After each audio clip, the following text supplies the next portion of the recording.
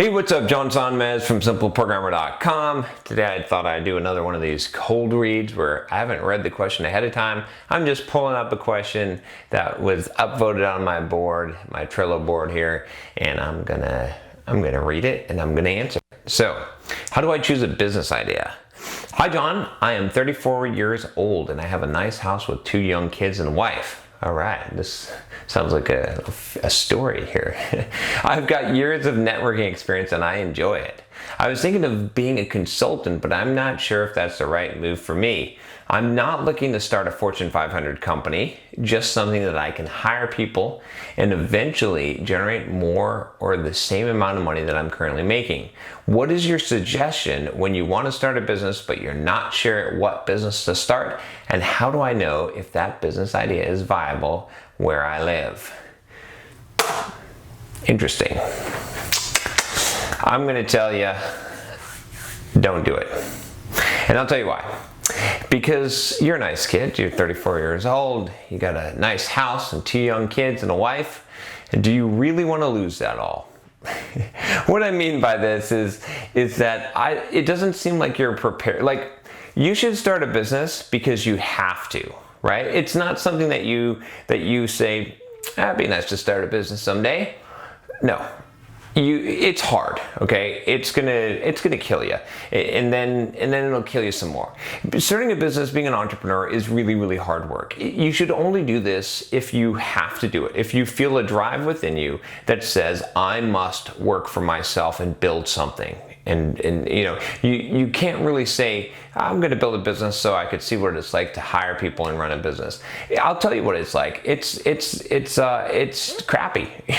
You're not going to enjoy that. That's not the fun part of running a business. In fact, you know, the running of a business is really not the fun. It's the idea. It's the concept that you have to get things out into the world. That you have to get this idea out into the world. You know, part of the reason why I do Simple Programmer, I don't have to do Simple Programmer, right? I could just, you know, live on the beach, right? I've got my income set up. I'm fine for the rest of my life. But part of the reason why I do it and why I'm growing it and why I'm hiring people is because I have to.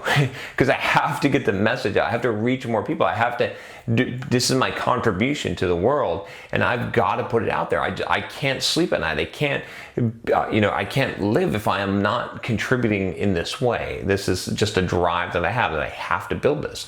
So again, I'm not trying to knock you, buddy. Like, you know, I totally get it that you're not taking this seriously, and it's not your fault, right? It's just most people don't think this way, but I'm just giving you a warning.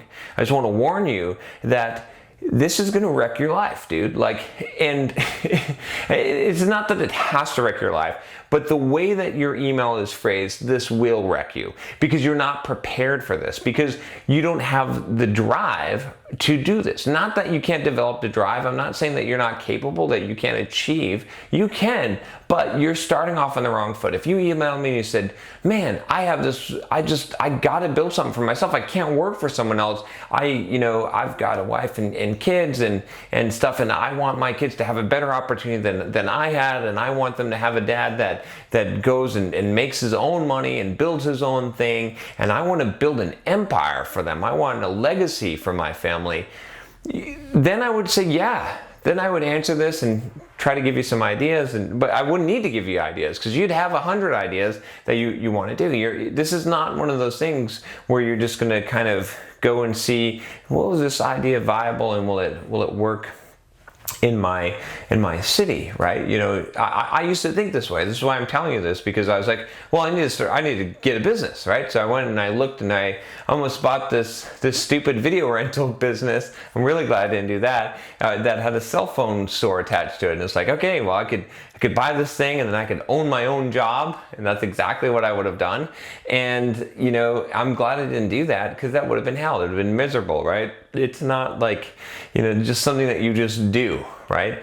So why am I saying this? I don't want to discourage you again, but I want you to really think about this. I want you to, and this goes for anyone that's considering building their own business. Do you have what it takes, right? Are you willing to pay the price? I did this video, we'll see what order it comes in, on you can achieve any goal you want if you're willing to pay the price. You got to know what the price is and you're willing to pay it.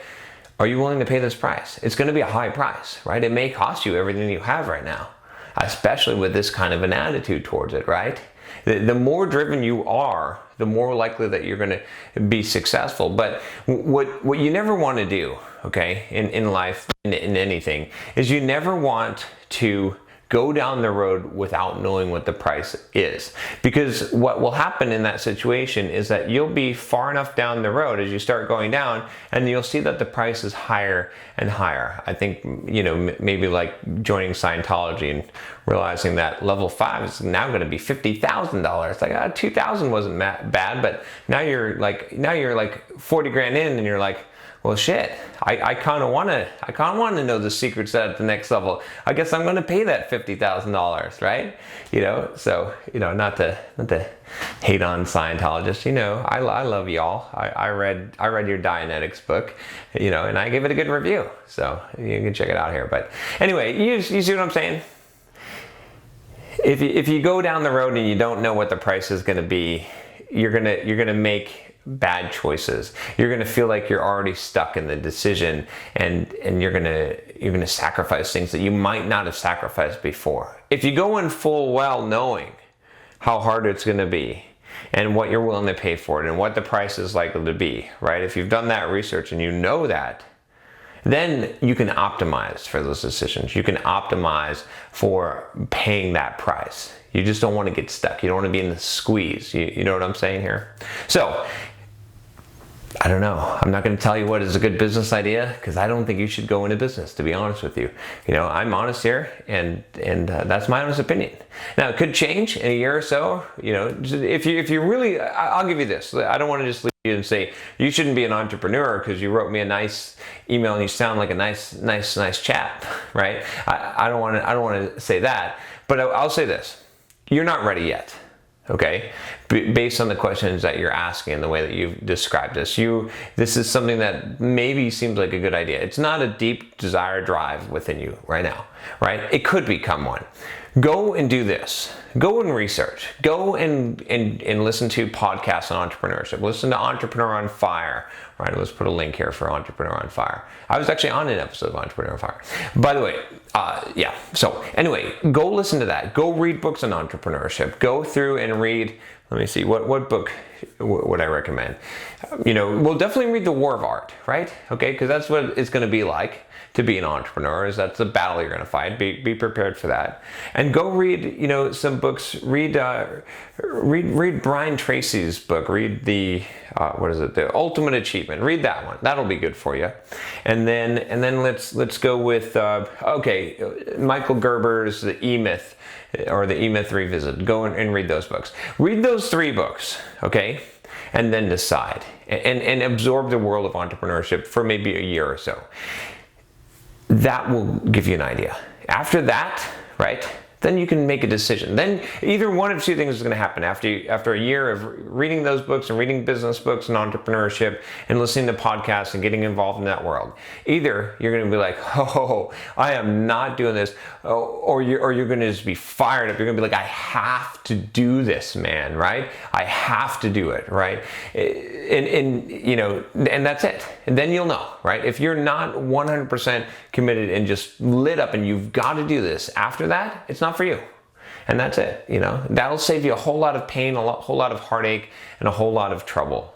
So anyway, I hope this was useful to you. I hope it didn't beat you up too bad. You know, like I said, I'm always going to be honest here, and you know, I think that I just want to save you from disaster, right? If you go down this road and you're not ready for it, it's going to be painful. You know, I can tell you from experience. You know, I like to take all the bad beats and get hit with the sticks, you know, before other people do.